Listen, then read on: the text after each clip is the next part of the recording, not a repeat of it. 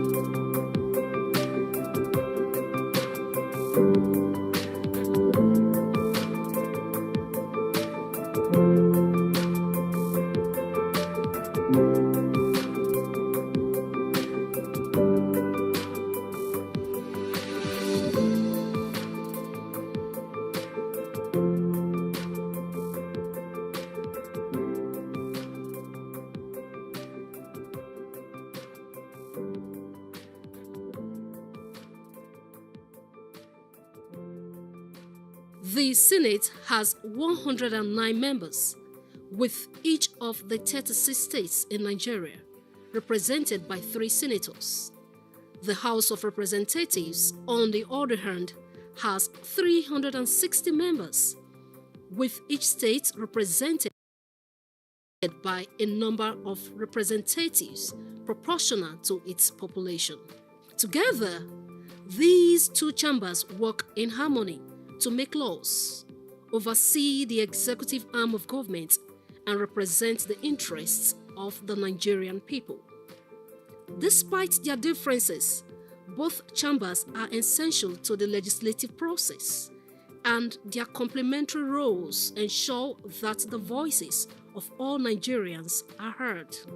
After 24 years of uninterrupted democracy in the Federal Republic of Nigeria, history was made on the 13th of June 2023 when the 10th Assembly was inaugurated.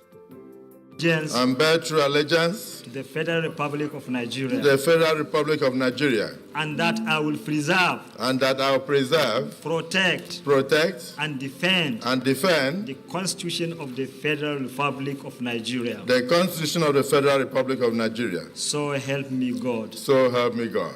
The Federal Republic of Nigeria, to the Federal Republic of Nigeria, that as the Speaker of the House of Representatives, that as the Speaker of the House of Representatives, I will perform my functions I will perform my functions honestly, honestly, to the best of my ability. to the best of my ability. From day one, the 10th National Assembly left no one in doubt about their preparedness and determination to walk the talk. The President of the Senate, distinguished Senator Godswill Obot Akpabio, perhaps set the pace for the 10th Assembly during his inaugural speech. I will continue to be one amongst you, and I'll work with you, for you, beside you. I'll be a Senate President that will stand for all. What has happened today is historic. This is the first time in the Nigerian Senate that you have 8 political parties seated in one chamber. What that means is that as soon as you pass through the door to enter these red chambers, you become a senator of the Federal Republic of Nigeria and no longer of your political party, and I will treat you so. The Speaker of the House of Representatives, Right Honorable Tajuddin Abbas, promised a good working relationship with members across the aisles. It's about honoring the trust that has been placed on us and working tirelessly to deliver on our promises of good governance and effective representation. It is worthy to note that speakership campaign witnessed in the past few months was democracy at play. But today, all of that has come to pass, And it is time to forge ahead and work together for our people, for their uncommon good. I do not take this mandate bestowed on me as a Nigerian speaker for granted. I want to assure you today that I shall be just and fair to every one of you, irrespective of perceived differences. I shall operate a house that you will be proud of, will champion legislations that will uplift the lives of our fellow citizens, promote social justice, and drive sustainable development. Shortly after the elections, the President of the Senate, Senator Godswill Obot Akpabio, and the Deputy Senate President, Senator Jubrin Barau, announced the principal officers.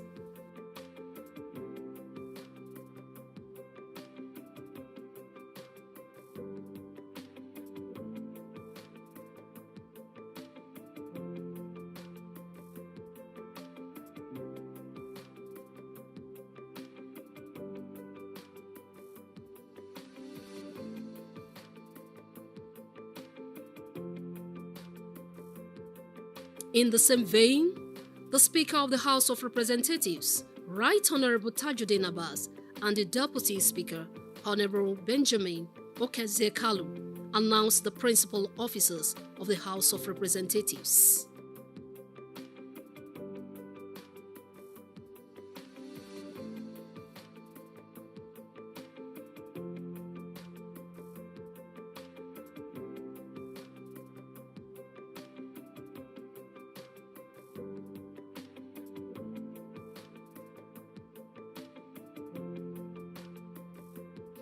One year later, we reflect on the journey so far, the achievements and challenges overcome. Let me start by commending you for this bold initiative of sponsoring this all-important bill for the National Assembly Budget and Research Office. Mr. President, I can vividly recollect during the 8th and the 9th Senate, one of our priorities as contained in the legislative agenda is to see to the establishment of this office. But for those 2 consecutive terms, we are unable to achieve this main objective of establishing this NABRO office. But this time around, the 10th Senate has taken the bull by the horn by leading the pack to ensure that for the first time, in accordance with global best practices, we have an independent budget office that will run concurrently with the budget office of the executive.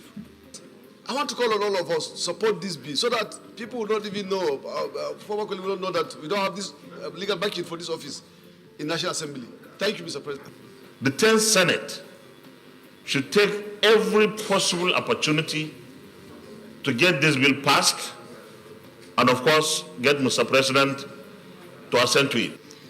The Senate notes that the Ajaokuta Steel Company and the National Iron Ore Mining Company, hereinafter called NIAMCO, located in Kogi State, were established sometimes in the late 70s by the federal government with the potential to put Nigeria on the path of technological and industrial advancement and establish the country as one of the leading exporters of steel products in the world. The Senate further observes that the House of Representatives had in the past investigated the iron and steel sector in Nigeria with far-reaching resolutions aimed at resuscitating the steel complexes and NIAMCO. But such resolutions were neither ignored or are yet to be implemented by the federal government. Urge the federal government to review extant policies and laws on steel development in Nigeria with a view to adopt a strategic implementation plan on steel development in Nigeria, bearing in mind the importance of steel to Nigeria's quest for industrialization and economic self-reliance. Prayer 3. Also urge the federal government to dissolve forthwith the sole administratorship of Ajaokuta Steel Company, and as a matter of urgency, constitute a proper management and governing board for the company. The clerks of both houses and their team serve as the engine room of the parliament. We spoke with them to gain insight into the inner workings for the smooth running of the two chambers. From preparing bills to coordinating committee meetings, the clerks and their team play vital roles in supporting the lawmakers. Since 1999, when this present democratic dispensation, which clocked 25 years on May 29, 2024, took off. But many of us have been used to this inauguration of the National Assembly every 4 years. We did that, apart from that of 1999, we did that in 2023, 2027, 2011, 2015, 2019, now 2023. So the staff are already very experienced in midwifing a new legislature. So on our own part, we didn't have much of a challenge. It was just getting the new members to adapt, to the way the National Assembly is required to function. So in this particular situation, the first timers are more in number than those who came back, and therefore the need to do so many trainings and retrainings, so many retreats to just make sure that you put them through the basic training and basic understanding of parliamentary practice and procedure. We gave ourselves sleepless nights. We participated in so many things. In some cases, members will call you around 2 a.m. You have to be just awake. You have to put them through every detail, every standing rule. There are those of them that are just doing this for the first time in their life. So apparently you should be there as a club, but it wasn't me alone. We have a handful of staff. It is a teamwork. We have the head of chambers, we have the head of director committee services, we have director management services, we have the journal, we have 9 departments. Apparently everybody contributed to the smooth take-off of the 10th Assembly. Speaking on the challenges faced by the 10th Assembly, the clerks of both houses have this to say. Majority of the senators then were coming to a legislative house for the very first time. And you know that the legislature has its peculiar ways of transacting business that if you have not been part of it, you clearly will not easily fit in. So it was a little bit challenging. But we thank God that many of them were alert and we are picking up, and I must give it to them, that the speed at which many of them adjusted to their new environment was quite commendable. Before the inauguration of the National Assembly on 13 June 2023, there were practical, the training programs that the National Assembly management organized for the then senators and honorable members elect. And it was commendable that a good number of them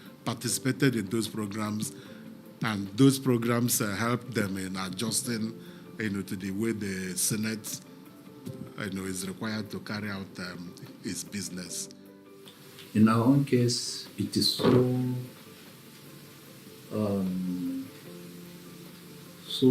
overwhelming that we had to increase the number of committees from 109 to 140. On a given day, I used to receive like 10 motions of public importance, urgent public importance. We used to have 2 in the 9th Assembly. But this time around, on daily basis, even other petitions, one member can come with like 10 petitions in a day. At the beginning, we used to sit till 6 p.m. sometimes before we get to consideration. Everybody has this zeal, has this energy to contribute. He's ready to show his finesse, his ability to do parliamentary work. The clerks commended the lawmakers for outstanding performances within a short time. The innovation of the executive in terms of doing things. There is this understanding between the National Assembly, this 10th Assembly, and the executive. every time they have something to pursue, they come together first to understand the merits and the demerits of this, of whatever policy it is they want to push. If it is within the purview, if it is within the understanding and the understanding of the general public and even the presidency, that if those things are done, then the two work together smoothly to make sure it is done.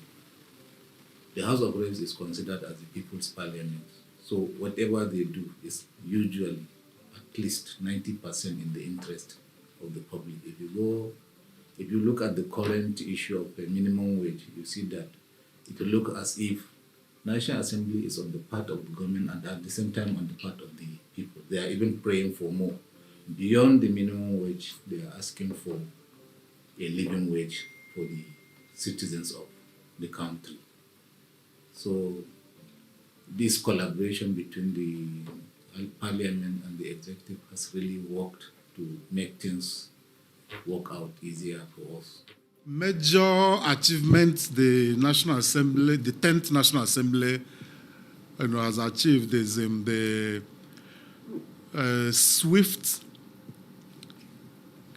consideration and the confirmation of ministerial nominees that Mr. President forwarded to the National Assembly.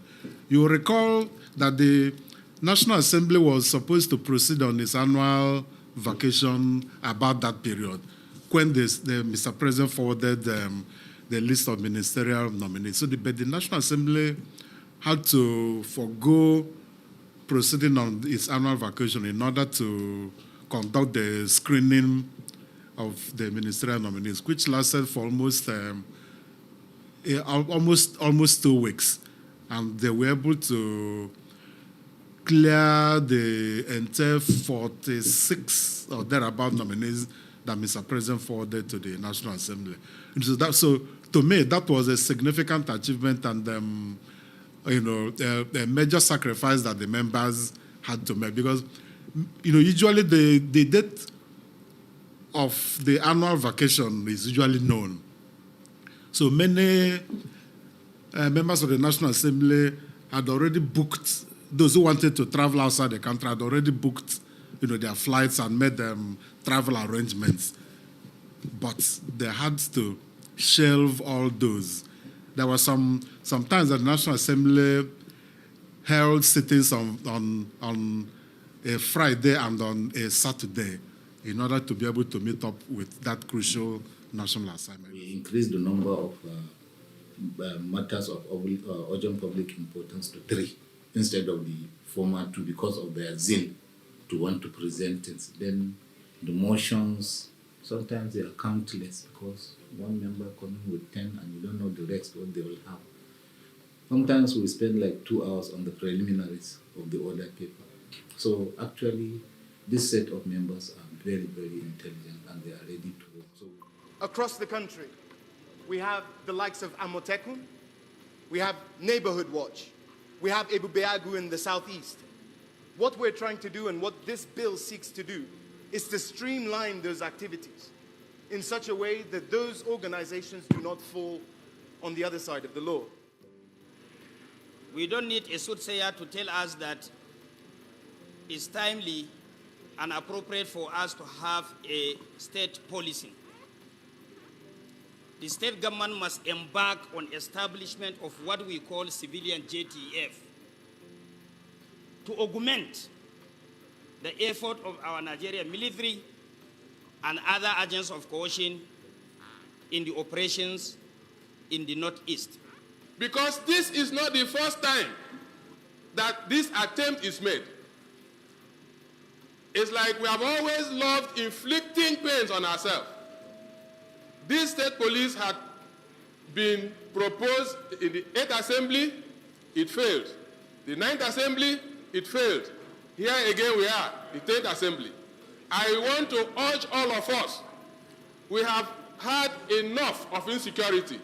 This is one sure way of guaranteeing that we can sleep with our 2 eyes closed. Impetus to the communities.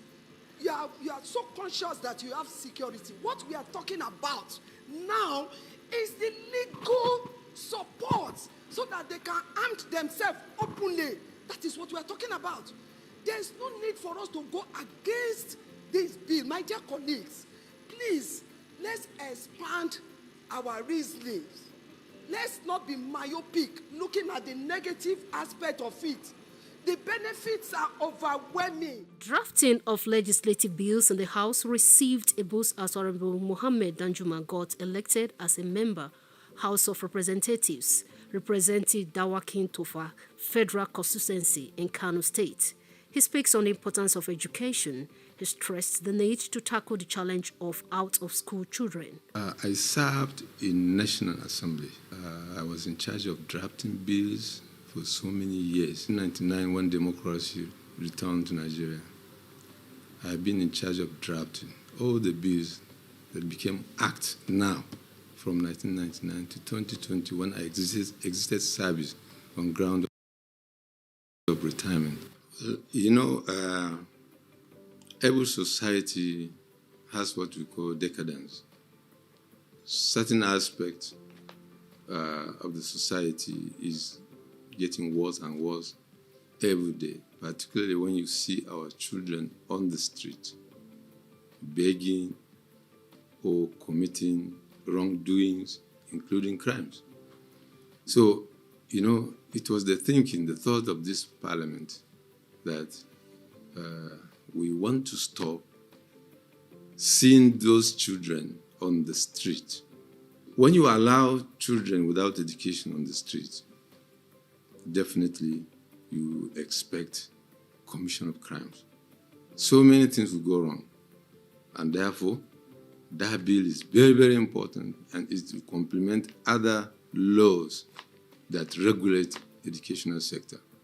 So it is very, very important. We took it very serious and the federal government took it very serious. A little time to come now, Nigerians will begin to see the smooth and effective implementation of the provision of that bill. On managing divergent views of the House and dealing with negative perception of the public as a legislator, Honorable Akintunde Rotimi, the spokesperson and chairman, Media Committee and Public Affairs, has this to say. We have 8 political parties represented here, and you have many new members, approximately 75% new members. So for me, of course, it's a challenge being able to marshal a House position, but I'm very well guided by the Right Honourable Speaker, Abbas Tajuddin, whose personality and experience and maturity has been brought to bear in the way the House is run. So that also reflects in us being able to, out of divergent views, be able to come out with a common position that is reflective of key decisions that we've made. Because historically, we've had issues of distrust, which is distrust for government across the world. Increasingly there are issues of even anti-intellectualism. Nobody likes to listen to reason, and everybody's just so. A lot of people are just so driven by the emotions as against wanting to engage with the issues. So for us, it's to appeal to the public, first of all, with facts, with as much information as possible, while also trying to, not lecture them, but at least give them insights into how it is that government actually runs. The 10th Assembly, while revisiting the constitutional review, which started in the 9th Assembly, the Deputy Speaker, House of Representatives and Chairman, Constitutional Review, Right Honorable Benjamin Kalu said, every review has brought significant importance to the existing Constitution.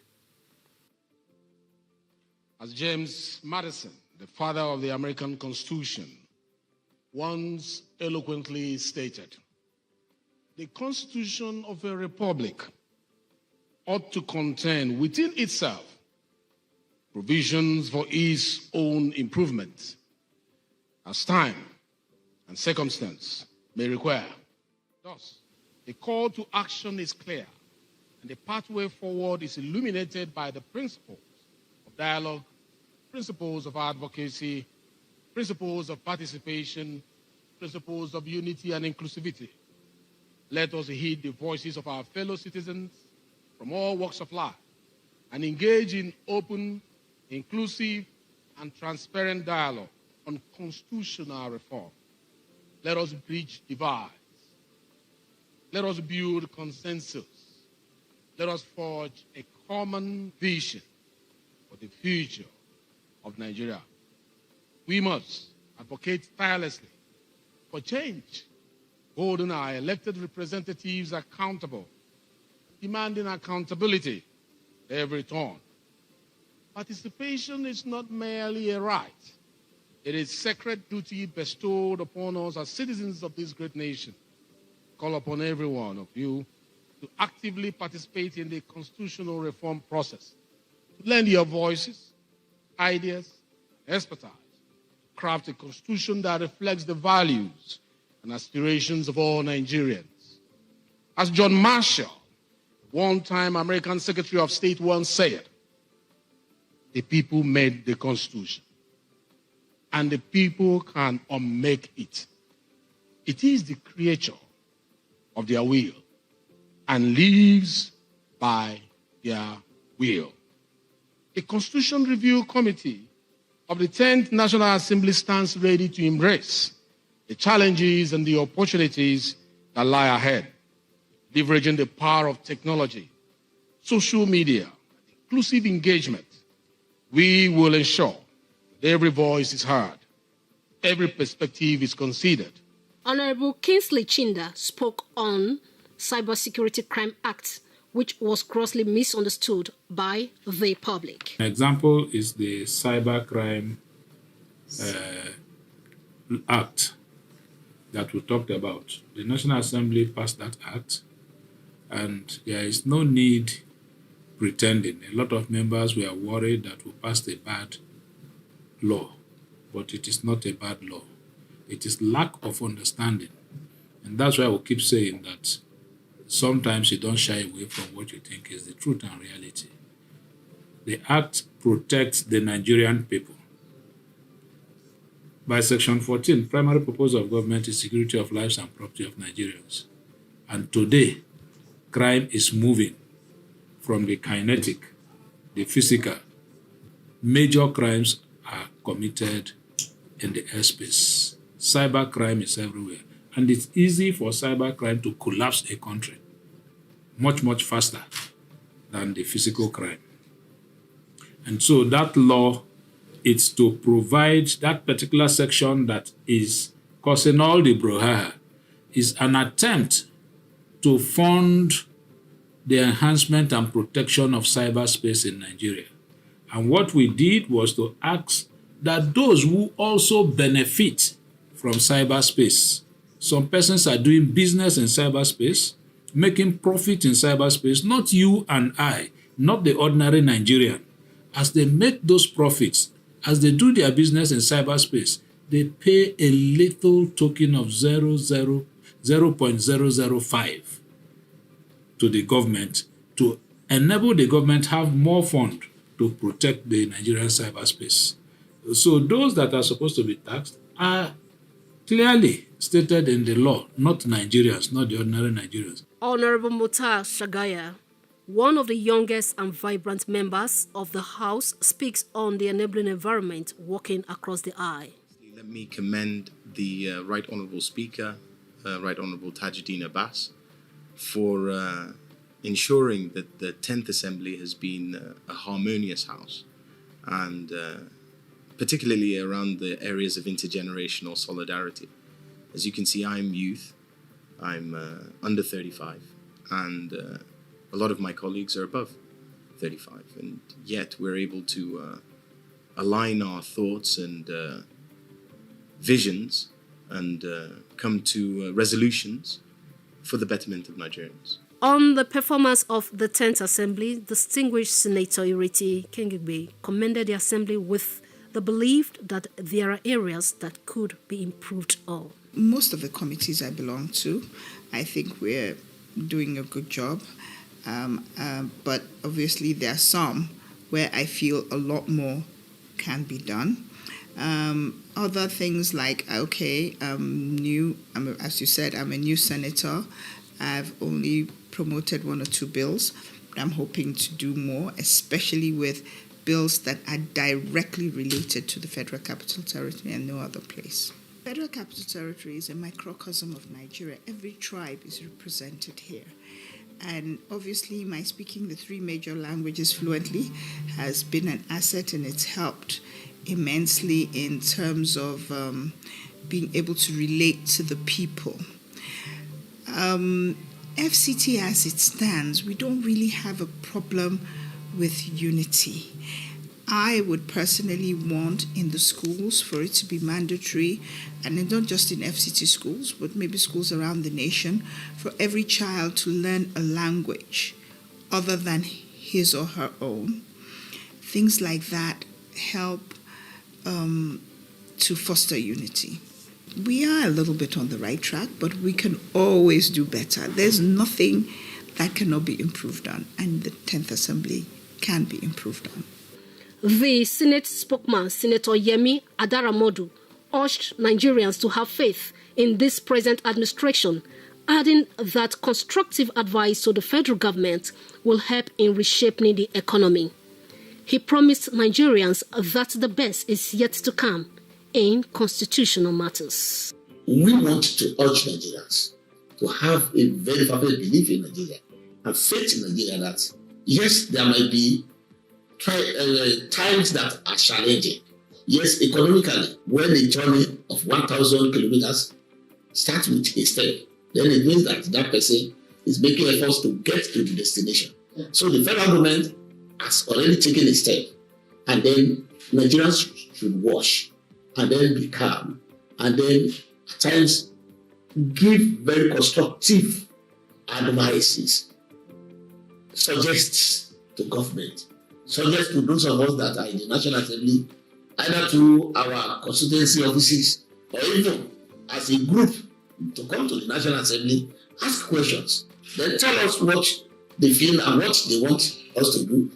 But I'm just assuring that Nigerians will get the best bargain from this 10th National Assembly, because very soon we will be out there to rejig the electoral law. Very soon we'll be out there to rejig the constitution. And then by that time, so we want all Nigerians to come out and participate. We want the states to participate, we want the local government to participate, we want individuals to participate, we want the CSOs to participate, we want NGOs to participate, so that even the media especially to participate, so that we can have a robust constitution that we will not need to tamper with every session. We spoke with some stakeholders. Adamu Fika, former clerk to the National Assembly and Chairman National Assembly Commission, an elder statesman, commended the works of the 10th National Assembly so far. People of goodwill agree that they have so far, throughout their first legislative year, done an excellent job.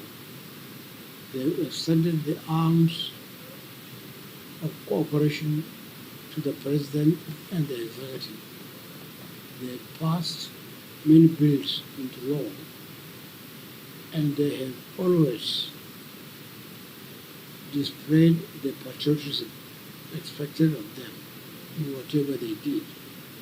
As a result, the plans or programs of the President and his government are unfolding in a positive way and giving Nigerians every confidence that in the not too distant future, this country will become very robust, very industrious, very productive, very progressive, and will join the league of those countries rapidly developing and therefore transforming the lives of our people for the better. Oluyemi Ogunyemi, also a former clerk to the National Assembly, gave kudos to the 10th National Assembly.